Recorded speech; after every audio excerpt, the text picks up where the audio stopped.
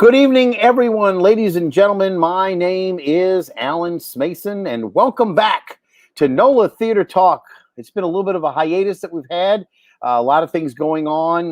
Believe it or not, I have missed a couple of shows because I've actually been out and about seeing actual plays, some outside and some inside.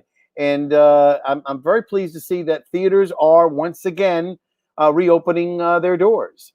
Those of you who are watching us tonight may be doing so on the NOLA Theatre Folk Facebook group, or perhaps on the theatrecriticism.com Facebook page, which is a support page for the theatrecriticism.com website that I founded. And you might also be checking out the YouTube channel. Look it up under my name on my own channel, or the old account as it was known, Music Lovers 169. So again, those are the three streaming sites that we have, but I'll also be sharing this out on my own personal Facebook wall, if you will, on my own site later on as we get towards the end of the evening tonight. I'll do that as well. So those of you who are not watching it on any of the other sites, or just watching it right now and want to catch up later, you can catch that as well. Tonight we have a very special guest, and again, you know, when they say 3 strikes, you're out, well, in this particular case, you're not out, because we're very fortunate to know that the guest who's going to be here is also going to be not only in our virtual room tonight, but will be here in New Orleans, opening up BB Stage Door Canteen. Back last year, right as the pandemic set in, we learned that our guest show was canceled for that particular time, but postponed to the summertime, and then it was postponed again from the summertime into the fall, and then it was postponed again into what essentially is the spring this time now. So there you have it. It has moved around, but cancellation is not the proper word. Postponement is the proper word. And those of you who have not had a chance to get out and about to go see any shows or whatever, you'll have that opportunity. We're going to welcome, first off, our guest tonight, who is Heather Massie. Heather, welcome to our show. We want you to know that we are so thankful and grateful. Now, you have been on a couple of our shows in the past. We did a Stage Door Idol presentation, and you were sort of the guest there. We had you come in. Erica Jensen, who is the director of the entertainment at the National World War II Museum, and in particular what goes on at the Stage Door Canteen, BB Stage Door Canteen, could not join us tonight, but you know, we appreciate your being here. And again, you're going to tell us all about the show, which we're going to learn about tonight, which is all based on the life of Hedy Lamarr.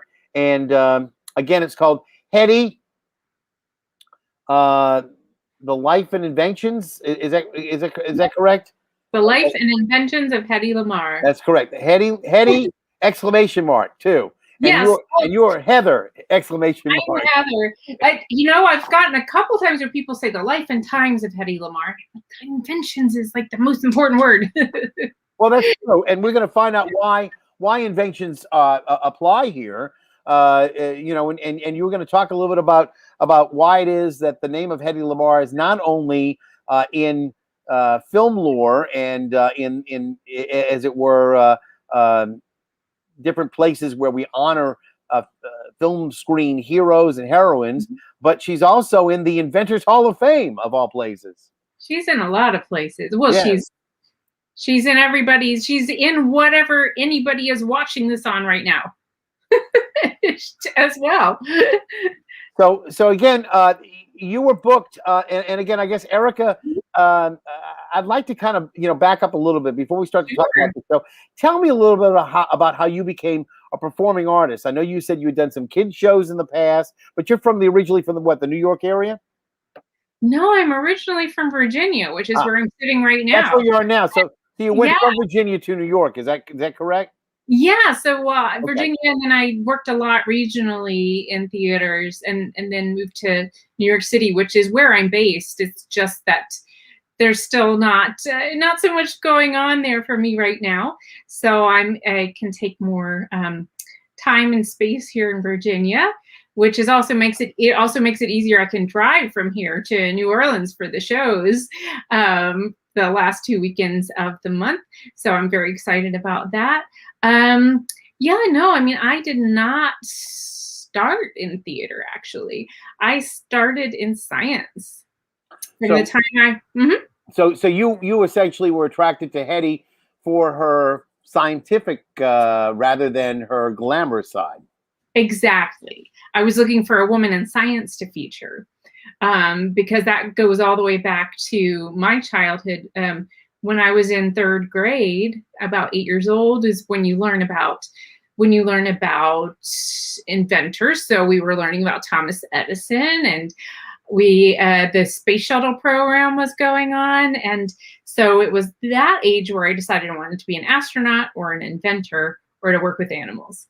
And I really focused on my science classes through school. Now, I was interested in theater, but I never had time to take the speech and drama class because I was going half a day to a math science magnet school and half a day to my home school. So I lost a period. So I didn't have that period to take those sort of elective courses. And I started college in astrophysics at the University of Virginia. And I ended up with a theater arts degree from Virginia Tech. So you didn't intend on getting one, but you actually did get exposed to the theater along the way. Well, yeah, I mean, I had interest in it, but honestly, I never thought I would become an actor. I was always thinking of science, but I did have interest in it. I just never had an outlet for it. Now, I will say I was in 4-H, so I did a lot of public speaking because 4-H really teaches you how to speak in public and how to put together presentations. And there were demonstrations where you demonstrate doing something, and illustrated talks where you talk about a subject. And so I would do those kinds of competitions every year. And you had to build your confidence with public speaking of that sort. Because I was very, very shy as a child.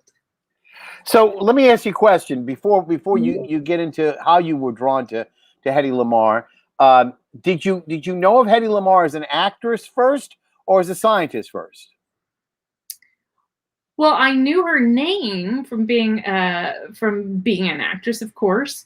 And then when I was looking for a subject for the show, for developing a show in brainstorming sessions, an associate suggested Hedy Lamarr. I had shown him some photos of me in period works, and there was a particular photo of me playing Mina Loy, the poet and painter. Mina Loy. Myrna Loy, the actress, took Loy to emulate Mina Loy. So there was a picture of me replicating a photo of Mina Loy. And for some reason, that photo is what made him think of Hedy. Oh.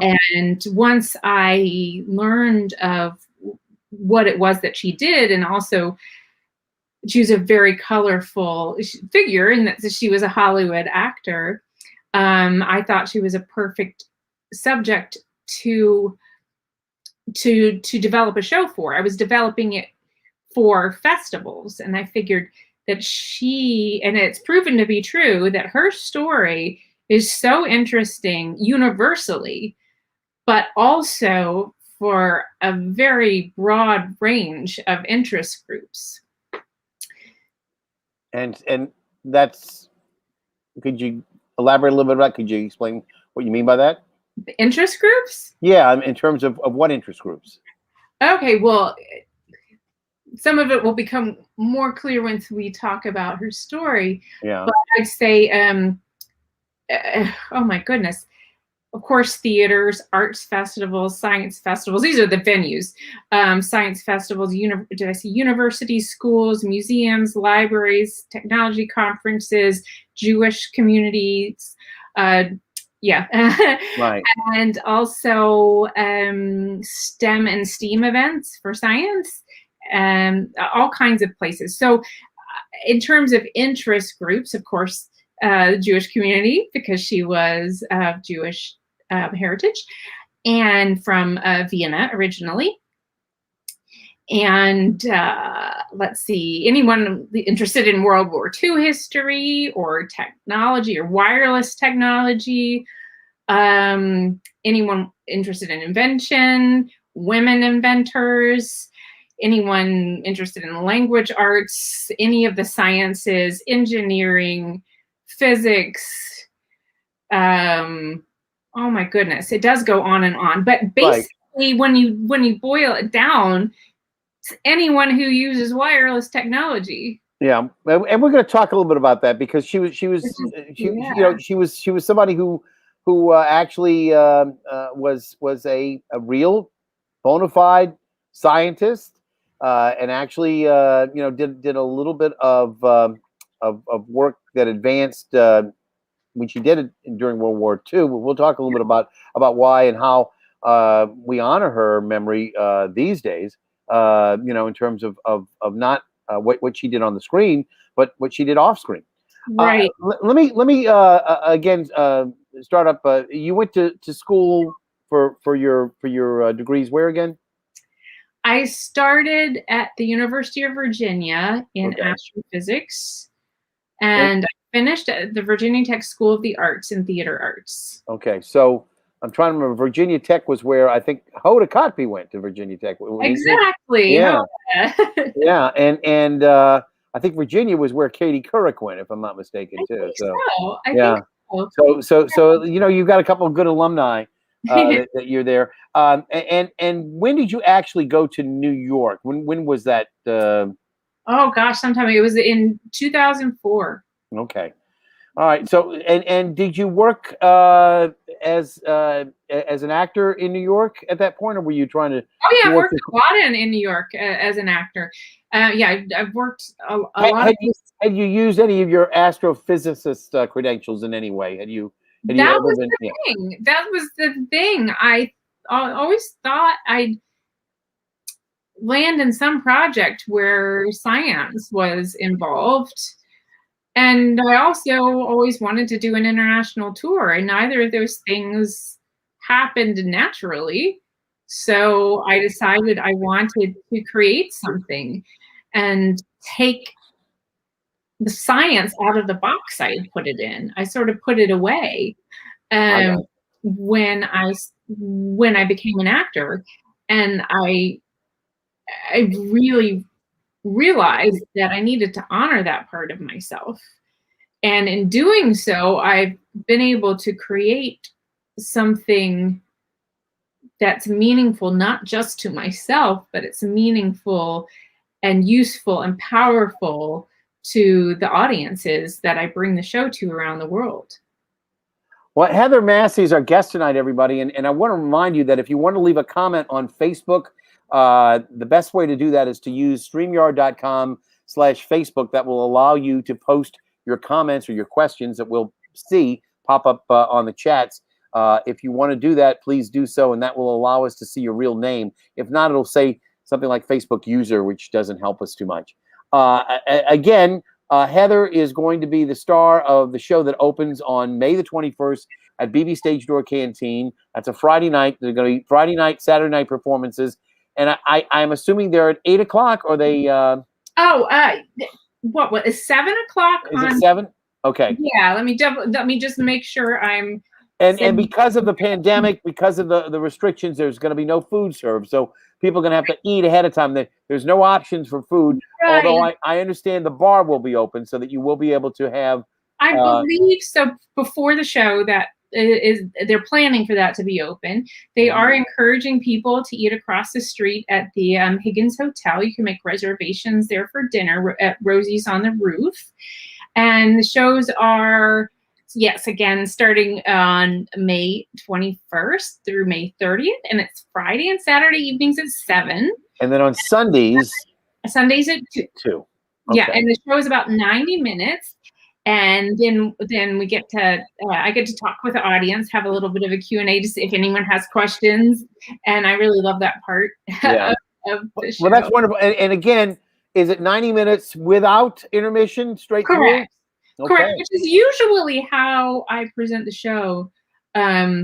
occasionally a venue will want an intermission. Usually that's if they make money on the bar. Then there's a point where I can break and make it 2 acts. But generally it's 1 act, and I'm getting to do the full show, which is really lovely because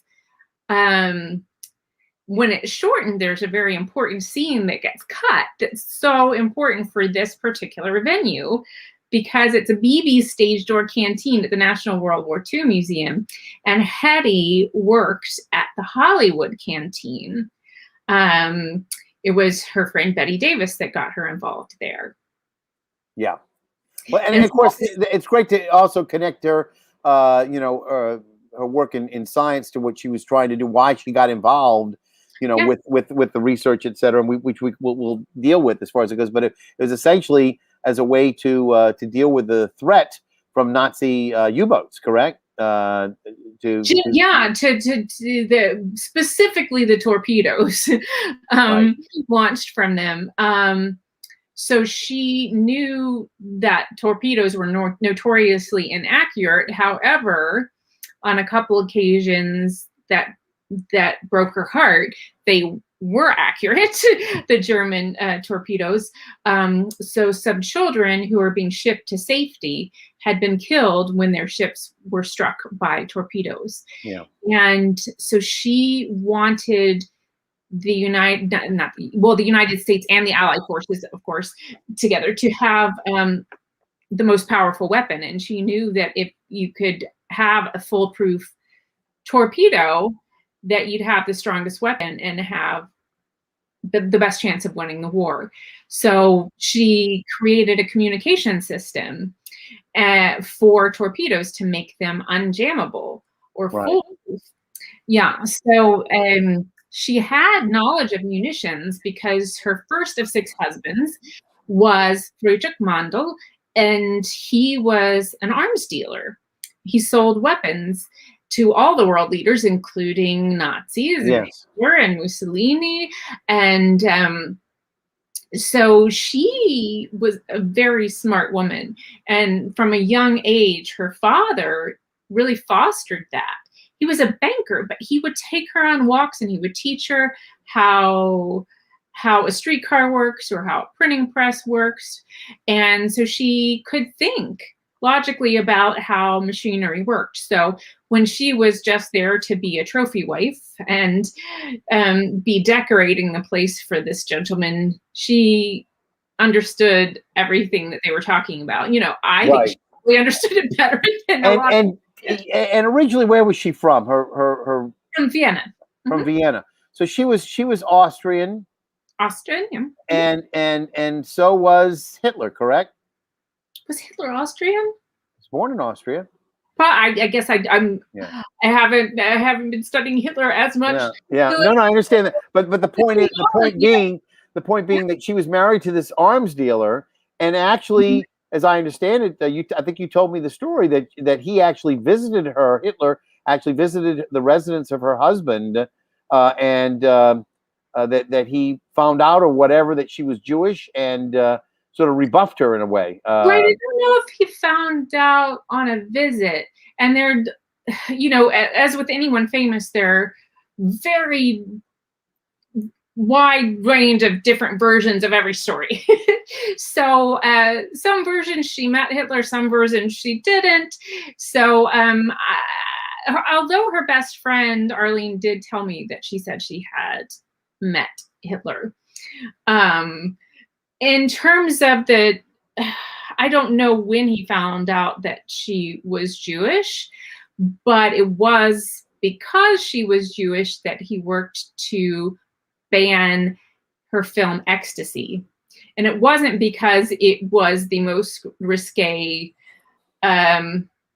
legitimate film ever made at that point. It was because she was Jewish. Yeah. And that was a fact that she hid. She hid that till her death. Yeah. Well, there were 2 ways to go a lot of times for people, and I liken it to the American music field in the 30s. Benny Goodman was a pivotal force in what we call swing now, and in jazz music. And of course, one of the first people to really incorporate people of color into his band, etc. Very instrumental in the histories of people like Billie Holiday and just a really important figure. He was proudly Jewish. Another band leader, Artie Shaw, was born Artie Warshawski or Arthur Warshawski. He hid his Jewish background as much as he possibly could, so that nobody would ever know that Artie Shaw was Jewish. And so, you had two different ways to go. You either were very proud, and despite what was going on in the world at that time in Europe, etc., you took it on and you went headward into the night or wherever you were going, and you owned up to it, and other people would shy away from it and not admit to it. Well, the reasons, actually, when she and Fritz married, they declared on their marriage certificate that they were Catholic. I don't know. That probably was a business move on Mondel's part. But it obviously wasn't a safe thing to be in Europe in the 30s, the late 30s. And once she escaped that marriage and made her way to Hollywood, and that's a great story. Louis B. Mayer, so she was under contract with MGM. Mayer didn't allow his players to speak of religion at all. Right. Of course, Mayer was Jewish too. Very Jewish, but not Jewish in the sense that he announced to the world that he was Jewish. He would admit it. No. He wouldn't shy away from it, but he was never somebody that you would say would carry the banner of being Jewish out into the public. He didn't thrust that upon people. It was like you'd have to know about it and have to kind of I guess come up upon him and sort of do it in a circuitous route, because if he saw it coming that way, he probably head that off. So again, just to get back into this, we're going to get to see this show, 90-minute show at the BB Stage Door Canteen, starting up on May the 21st, 22nd, 23rd. You're going to take a little bit of a break and come back the following week, which will be the 28th, 29th, and 30th, and that'll end the run. So essentially, you're going to have 6 shows. There'll be 6 opportunities for people to enjoy the show. It's not going to get rained out, folks, because as we all know, it's an indoor location, so you don't have to worry about that. Everyone's going to be spaced out. It will be socially distanced, so yes, you don't have to worry about that. And I'll be at least 10 feet from the audience. And people will be encouraged to wear masks in the audience, I believe. And the other thing, the bar you said will be open probably. So I heard that. Yeah. So if you're only before the show. Right. Okay. So, but if you're interested in having a drink, if you haven't had a libation in a year now or whatever because of the pandemic, you should definitely keep that in mind as well. Speaking of bars, I brought into the room my Sazerac tonight. So I didn't know what you brought. This look like it. I don't have it. It needs to be stirred now. Anyway, so mine. Let's see. So Hedy was not much of a drinker, and so last time I was with you, I had orange juice. Yes. So do I. So I brought orange juice because because of Hedy's many suitors along the way in between her husbands, she did date JFK. And when they were making their plans, he asked her what she wanted him to bring, and she said oranges because she likes her vitamin C. So right. She was not much of a drinker. She didn't drink or smoke, only smoked, I guess, in films. So I'm not much of a drinker either. Now I did put a splash of something in this for you, Alan, but since I didn't have my orange juice today, I have cranberry juice and pineapple juice with a splash of vodka that I got in St. Petersburg. Wow. Okay. Well, I feel very honored that you're actually breaking your rule there. But anyway, you know what? We've all had a year and we all need to be able to relax and enjoy ourselves as far as it goes. I think that I drink so little. Like I eat only one socially, and there's no social right now. yeah. Well, the vodka that I used was from a trip that I had to St. Petersburg, Russia in 2009. Ah, So I've had I hope it aged well. So again, at the onset of the pandemic, you were slated to perform. Was it around May of last year as well, or No, was it March? March. It was March. Yeah. So, yeah. Mm-hmm. So it was right around the time of when the pandemic started that they canceled that first time. Exactly. Yes. So right. Yeah, I was postponed it to 2 weekends. I was supposed to be the last 2 weekends of March last year. Then it got put to November. Then it got put to March, and then it got put to May. And May's actually happening. So yes. So this is 4th time's the charm. Yes. Well, I mean, you actually were only postponed 3 times, right? Exactly. So yeah, so because the first time was the date, and then they postponed it once, postponed it a second time, and postponed it a third time. So third. It's going to be the fourth time you're supposed to go, but only the third postponement. Right. So I guess I should ask again anybody who has a question or comment to please feel free to pipe up and talk about that. But I guess I should ask in terms of how you found out, all of this information about Hedy. You mentioned, as an example, that you knew her best friend, Arlene. And can you tell me? Can you tell me a little bit about your process in doing research on Hedy Lamarr? And I assume that she was not alive when you started to do all this, correct? No, Hedy passed in 2000. Yes, January 19th. Right. Mm-hmm. So this is beyond the point where you'd be able to call her on the phone. So how did you get information to find out who was the best friend of who and all of that? I didn't meet Arlene until after the play. Oh, I see. I started doing the play. So how did you do the research then? Tell me where did you go? So this was my first time developing a solo show. So I was just doing my research, and I haven't really thought of this as an example before, but I was my dearest friend was playwright Leslie Lee, who was a prominent African-American playwright, and he passed in 2014, and he had, every time he would be researching an historical character, he would have a library of books that he would amass for his research. So I really just found every piece of anything that I could amass in order to learn about her life and herself. So all the books written about her, the main ones I used were Hedy's Folly by Richard Rhodes and Beautiful by Stephen Michael Shearer. And I've had the pleasure of performing the show for both of them and their partners and families, and also for Hedy's son and his wife and her granddaughter. Oh, that's nice.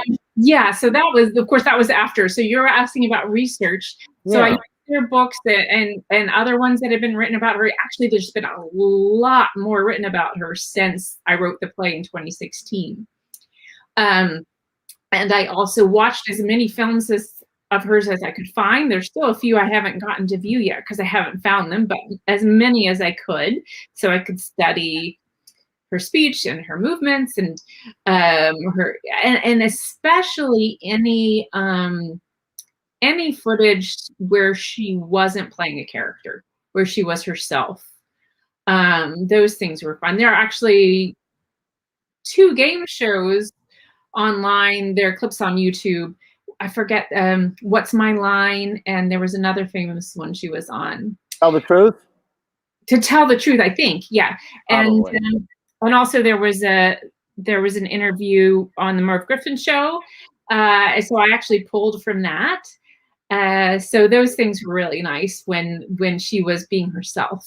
on television shows instead of playing Yeah. characters. And I pulled all the bits that were, of course, material to her story, all the things I found interesting, but also all the things I found amusing or ironic, or these are things a woman had to deal with, that she had to deal with as a woman, and all the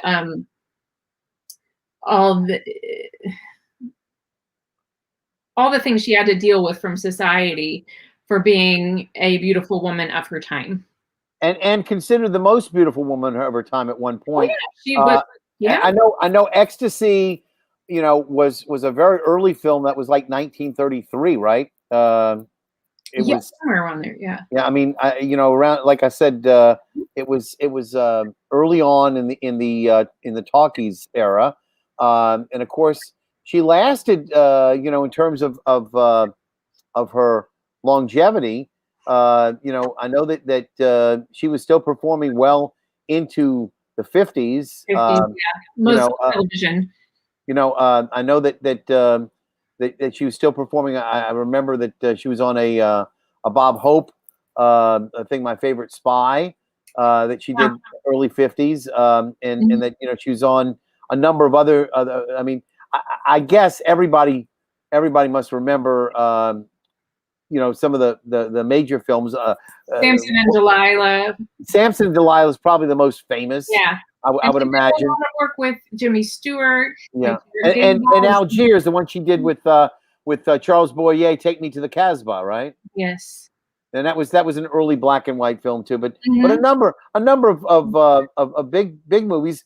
Boomtown with Spencer Tracy and Clark Gable and Claudette Colbert. I mean, that's an all-star cast as well. So she did it. She fought for that role, and it was well received. So again, you're going to be, because the World War II Museum likes to emphasize things. They have an aspect of an actress who was known to people fighting during World War II, a star of the silver screen, but who also fought the good fight in terms of coming up with this multiple frequency situation, which we know now essentially used in these devices on a regular basis. Bluetooth utilizes a lot of what you, and essentially what the way that these work is they broadcast on multiple frequencies so that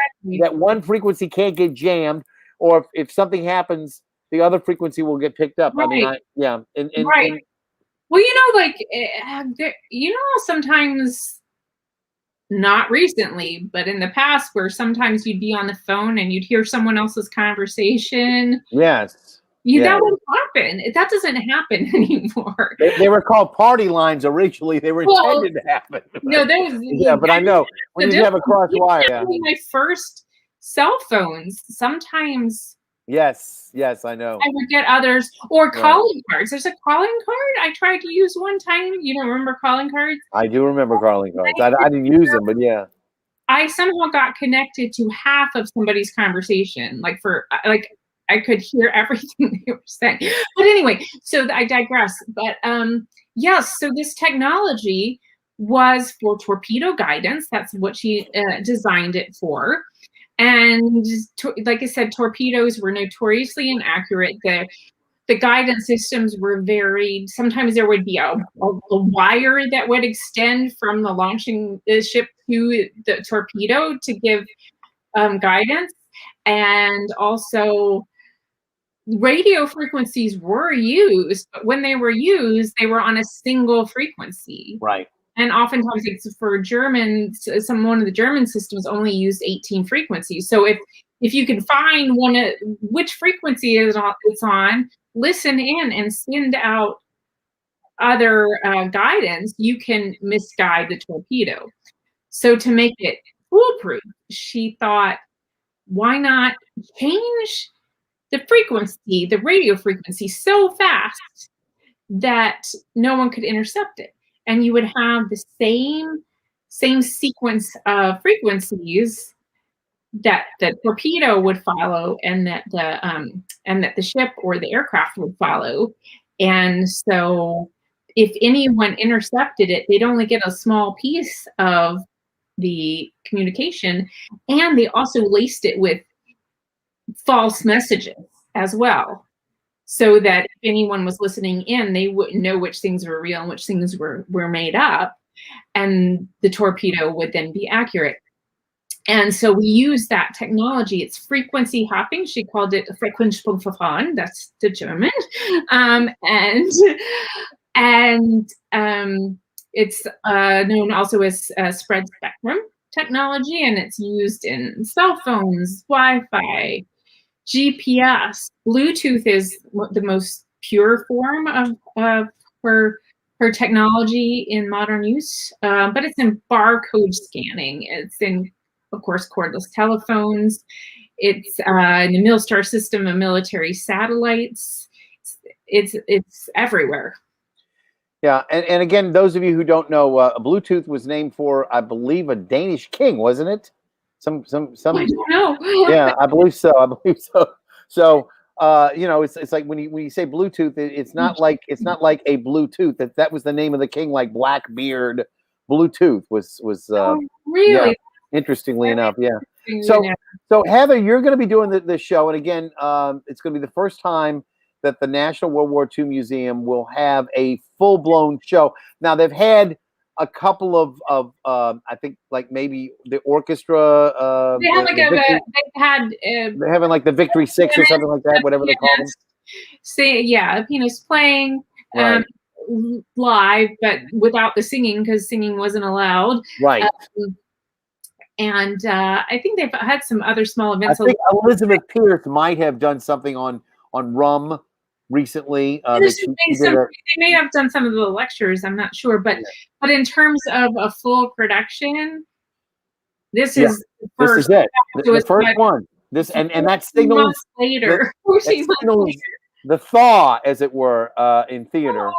So you're gonna be making the way. You're a pioneer, and we really appreciate it. Yeah. So I want everybody to kind of get a feel for the show. And we've got a clip. I know it's a few minutes in duration, but I wanted to go ahead and run that. And this is the promo. Now, you run this promo for people to more or less get interested. You show it, and then people would maybe book you, for their venue. And so it's got like phone numbers and things of that sort on it, which I'm sure I mean, because I use it for conferences and everything. Yeah, so it does have my agent's information too. Does it need a setup in any way, or can we just go ahead and it's just a promo video sort of teaser thing. Is about 4 minutes, and it has some clips from the show to sort of give a flavor of it. Now it has clips from a lot of different places, like Ireland and Illinois, and where else did I say? New York City, and a little bit from the off-Broadway premiere. So a lot of different pieces pulled together for you. All right. Well, you tell me a little bit more about it when we come back on the other side. All right.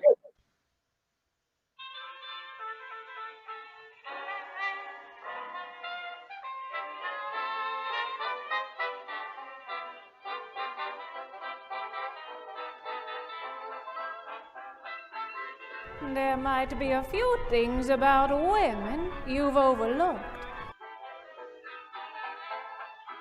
In my movies, a great deal of me is immortalized on the silver screen. But there is no secret to glamour now. Any girl can be glamorous. All you have to do is to stand still and look stupid. It's quite right. You should try it sometime. I understand. It is you who have summoned me. And judging by the moments that you chose, you want to know how a girl like me could create an invention like the secret communication system?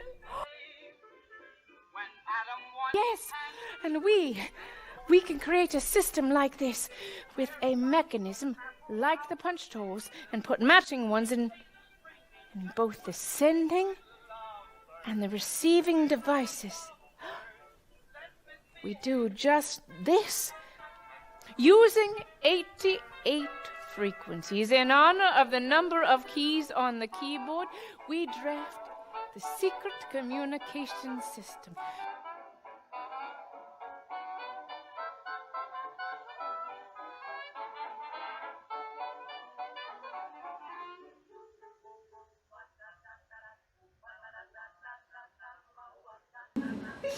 I am in that very height of that no one today is ever without.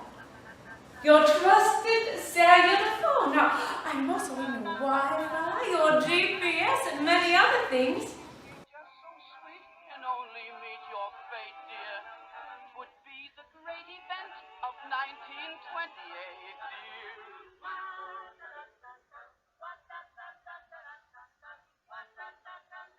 When she speaks, one does not listen. One simply watches her mouth moving and marvels at the exquisite shapes made by her lips. Hedy Lamarr is the most beautiful girl in the world. This is the interesting part. The engineer controls her valve. Then he opens it, the steam travels through a pipe to the front of the engine and down to cylinders. Behave in your lessons today, and I will take you to the theater tonight to see Hansel and Gretel. Oh, yes, as I recall, you were shooting 3 pictures all at once. I saw you work in ecstasy, Miss Kiesler. You were quite good. Well, surely it didn't set out to be a fog, but such accidents just don't happen at MGM. I have been waiting for you. Would you consider making a picture with me? What do you think of the band, Miss Kiesler?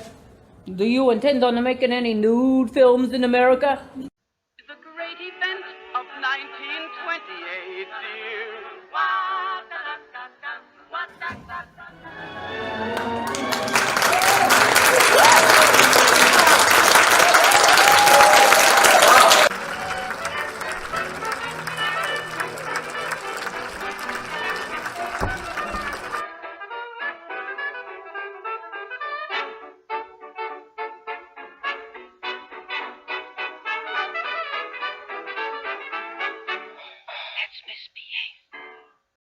And as they say, scene. There you go. So, again, you do a lot more than just Hedy Lamarr, because that's what you said you're supposed to. Yes. Hedy, not Hedy. Hedy. Yes. And so that was the proper way to do it. And again, anybody out there who wants to disagree, this is the lady who knows how to do it. So. Well, I do tend to say Hedy Lamarr because that's how we know her in America. But her name, Hedy, came from Hedwig. And so Hedy is the nickname, is the shortened version of Hedwig. Because she was Hedwig Eva Maria Kiesler.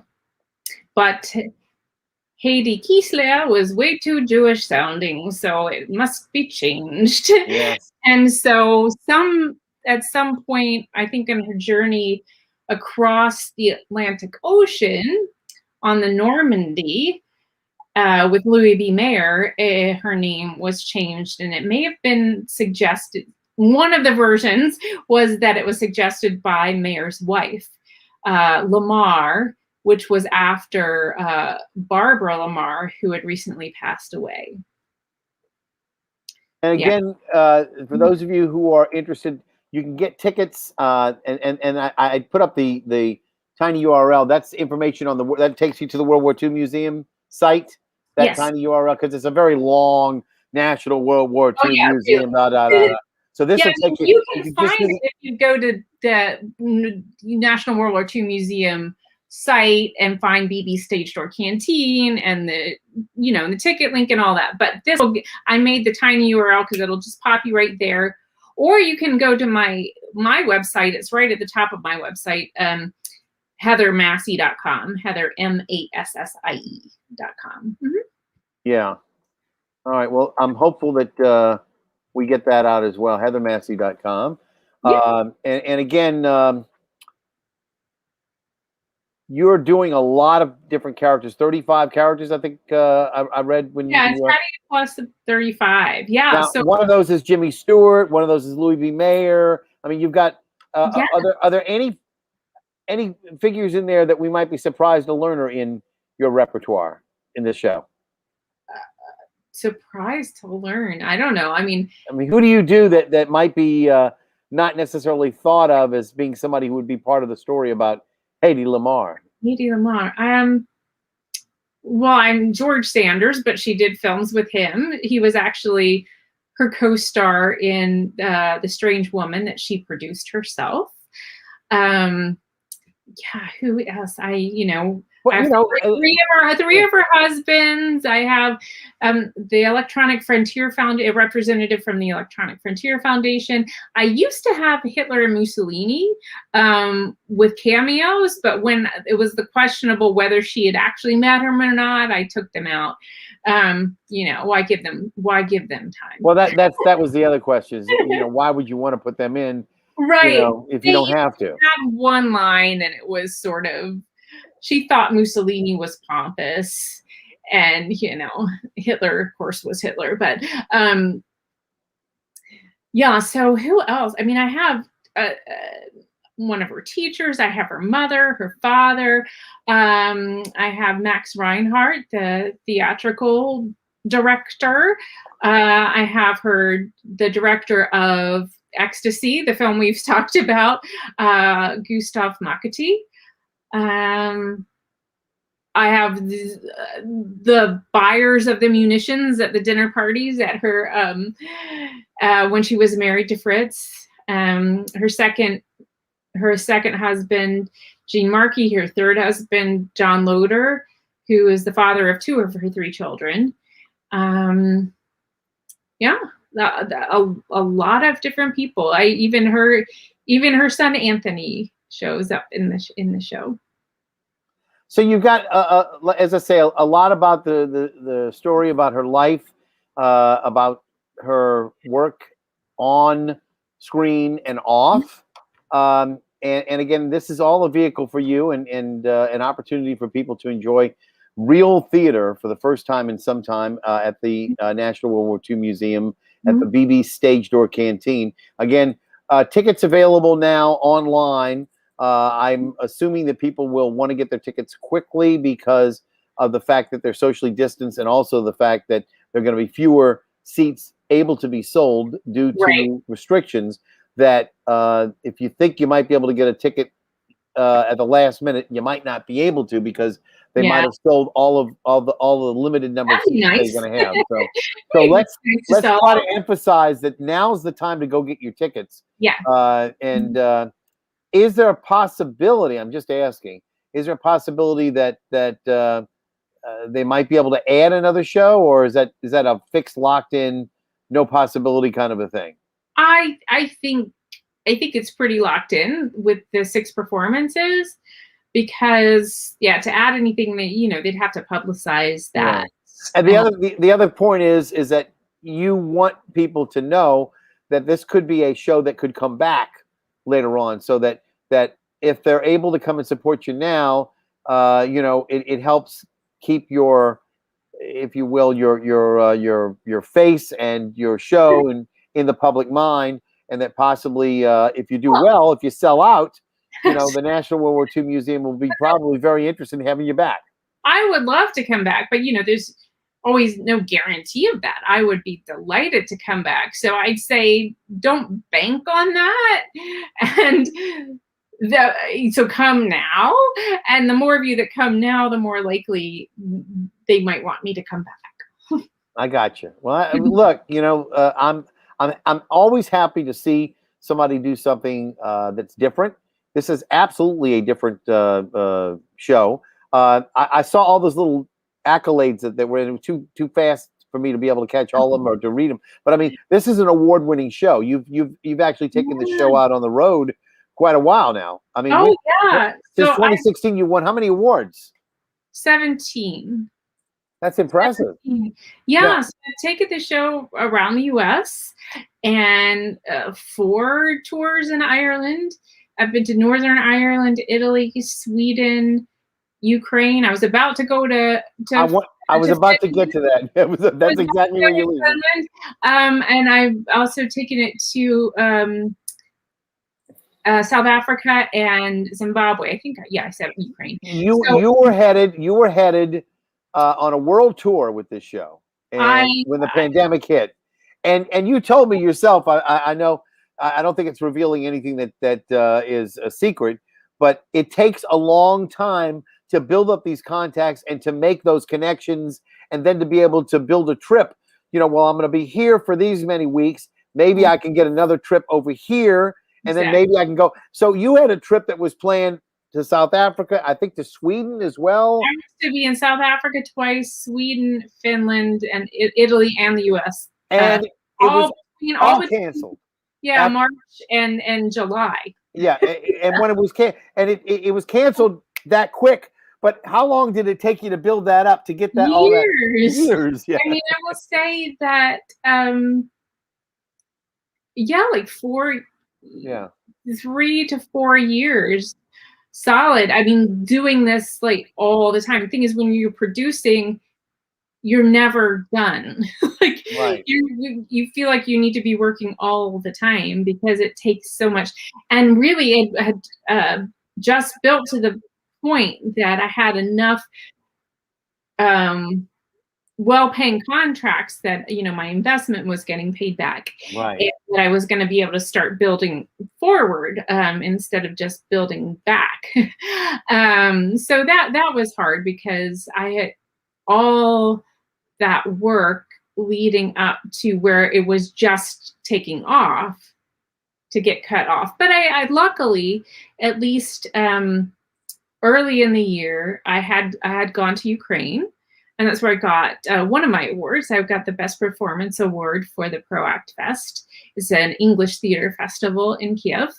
And then I was at the Johns Hopkins Applied Physics Laboratory in Laurel, Maryland. And then I was, the last performances I did March 11th and 12th last year were at the Dowden Fine Arts Center at Eastern Illinois University. So that's where I was. I was right before I went on stage for my very last show that Erica and I were talking. Yeah, it's postponed, canceled, or it's not on now. So, but you know what? It was kind of good that I knew everything was not going to happen by the time I stepped on stage that last time, because I knew it was going to be a long time before I might be back. And I just said to myself, just have as much fun as possible. I had great fun with that audience. And there were a couple clips from that performance in that video. And afterward, I just said, thank you so much for being here. I've canceled 40 shows now, and I don't know when I'll get to do it again. And they were just lovely. Well, again, one of the things, it's very easy during these turbulent, challenging times to get depressed, and your mental health, can go way down south. And it has, and all I can tell you is you've got to have a positive outlook. You've got to be, concerned about, keeping your best face forward, as it were. The glamorous face of Hedy Lamarr. But you have to understand that it's easy to get into the doldrums and to be very upset about what's going on in the world and when is this going to end. Well, please rest assured, it is going to end. And guess what?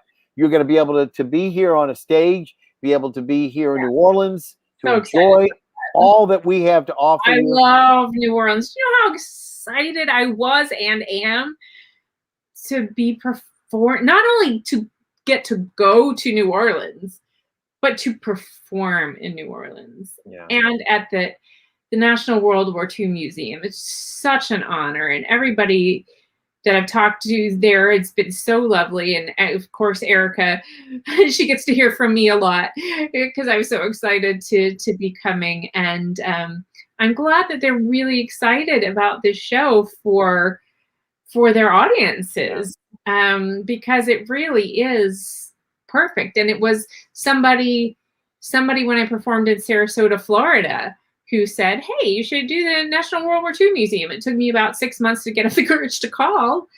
And I did. And well, that's because of that call, because of that suggestion and that call is why we're talking now, 3 years probably after I made that call.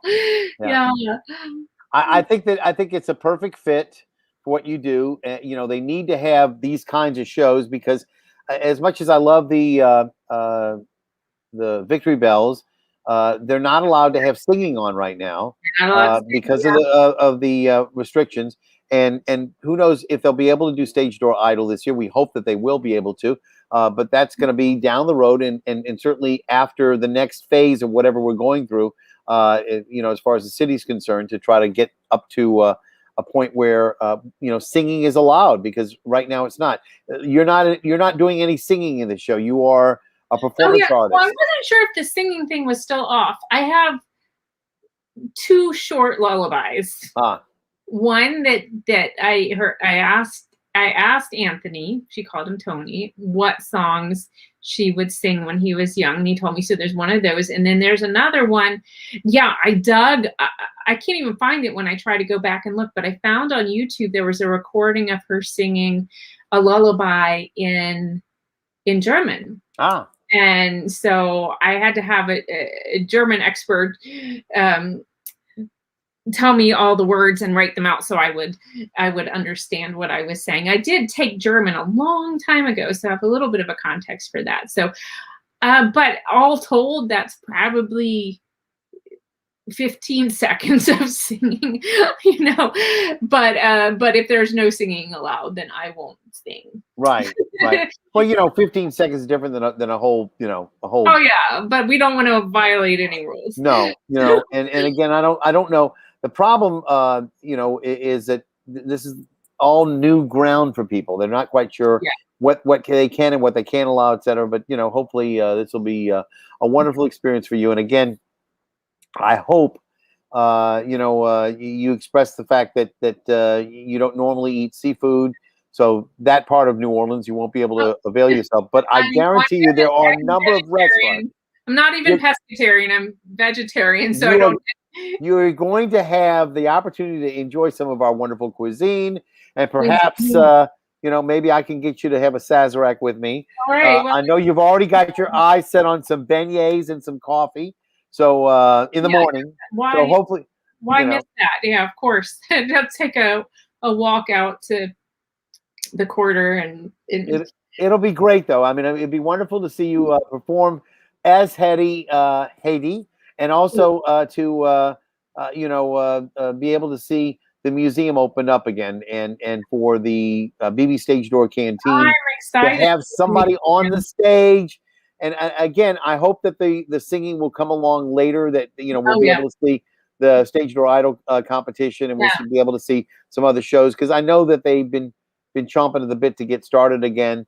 It is one of the venues that I really treasure in New Orleans. I mean, obviously, you know, places like the Sanger, you know, they bring the national tours of all the Broadway shows. They do a really great job.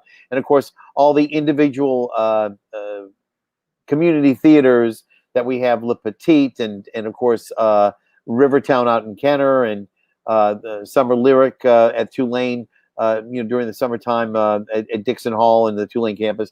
They all do a wonderful job. I'm not quite sure what's going on with Southern Rep right now. I understand that they may be moving out of their space now, that there may be an opportunity for them to move somewhere else, or to find another venue that particular building may not be open anymore for, or at least with a Southern Rep stamp on it, which is unfortunate. But, you know, they were mounting a financial campaign when the pandemic set in, and it was obvious to me that they needed to have a lot of support. And when the pandemic actually hit, it was all but the death knell of Southern Rep. But I'm sure it's going to come back in some form. Whether or not you know, the community will rally around it is another story.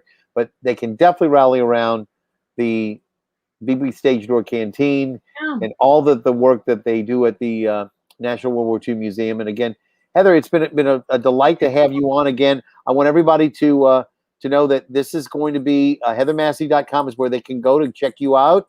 If they want to check out the tiny URL, which is /Hedy WWII for World War II, Right. Hedy World War II, you'll be able to check that out. Again, I want to thank you for being my guest tonight. Yeah. Again, Heather Massie, thank you. Stick around for just a second. I'm going to ask you to stick around as I say goodnight to everybody.